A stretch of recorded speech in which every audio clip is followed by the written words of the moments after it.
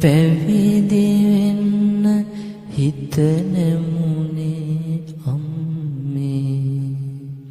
බුදු සසුනක් මුණ ගැසුනේ කලකින්නේ අම්මේ නිවන් දකින මඟ ලැබුණා විරිය වඩමු අම්මේ පැවිදි වෙන්න මා ආපසු ඇයි අඩන්නේ අම්මේ